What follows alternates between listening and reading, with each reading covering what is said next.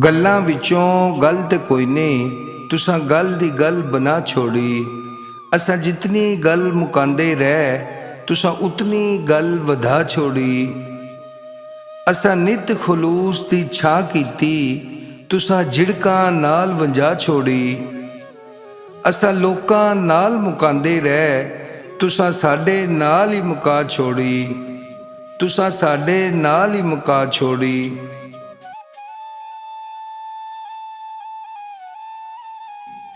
दो घड़ियां रुक जा तकदीरे, मैनू लगियां तोड़ निभा लैंदे। अज मुकदे होए सामन लई, दो दिल दे बोल सुना लैंदे। उन्हें सारी हयाती अजमाया है, अज मैनू यार अजमा लैंदे। मैं जान हवाले कर देसां, इस जान दा मालिक आ लैंदे।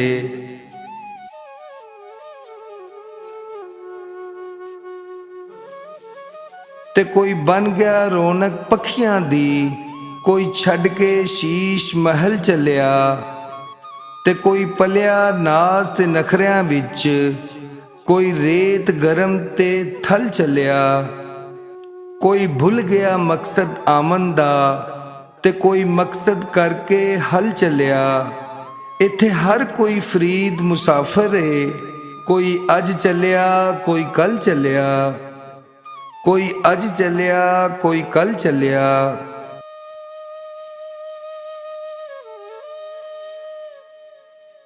ते इश्क ते आतश दोवें सेक बराबर, ते सानू इश्क दा सेक चंगेरा।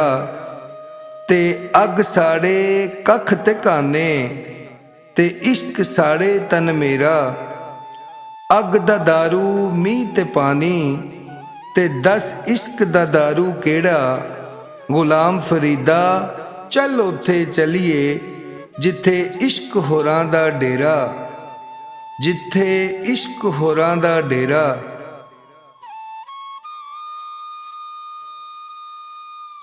ते आ कावां तेनू चूरियां पावां, कदी साडे भी बह बनेरे। दे पैगाम कोई सजना वाला, वे मैं शगन मनावा तेरे। आके बैठ बनेरे साडे, शायद आ जान सज्जन मेरे। अडियां चुक चुक यार फरीदा, तेरा तक्का मैं शाम सवेरे। तेरा तक्का मैं शाम सवेरे।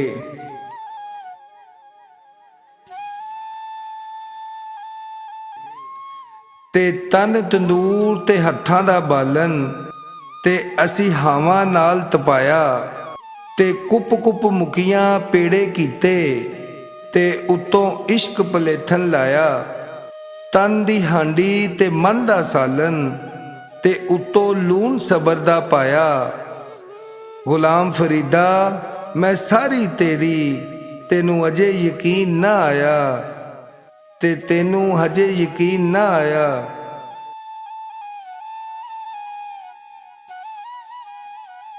मैं वेखां मेरा यार न वेखे, जे मैं ना वेखां ते ओ वेखे।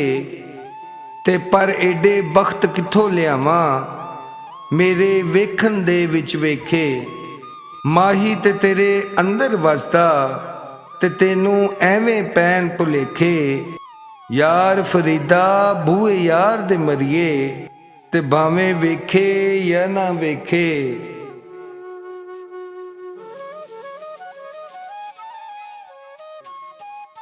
ते मिट्टी दियां ढेरियां नू रोज़ केड़ा तकदा, मोयां नाल एडी लंबी सांझ कोई नहीं रखदा। ते जेड़ी ढेरी उत्ते कदी धुप्पां नहीं सी चढ़ियां, पैंदियां सी जिंदे उत्ते फुल्लां दियां लड़ियां। ओदे कोल वेखिया ए बूटा इक अक दा, ते मिट्टी दियां ढेरियां नू रोज़ केड़ा तकदा। ते जेड़े साडे अखियां दे तारे हुंदे ने, जेड़े सानू जिंदगी तो प्यारे हुंदे ने, एक दिन बन जांदे ख्वाब बन्नी अख दा। ते मिट्टी दियां ढेरियां नू रोज़ केड़ा तकदा।